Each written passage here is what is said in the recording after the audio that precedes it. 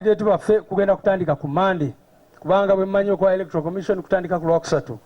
Era nga bwe mbagambye President ne ba MPs, President yetu amala dda okumufuna era ne tumulangirira.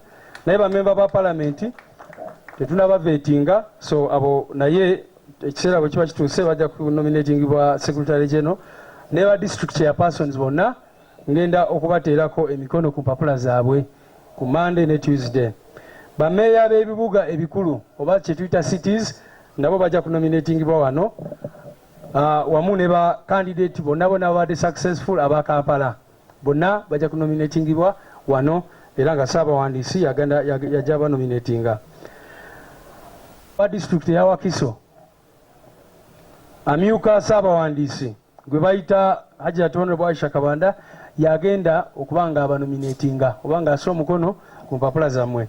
Ffe tugenda kuyambibwako ba registrar baffe mu bitundu ebyo nga bwe mbanyonyodde. Bakandidate b'ekibiina kya NUP ku mitendera gyonna emirala nga bwe mutegedde registrars baffe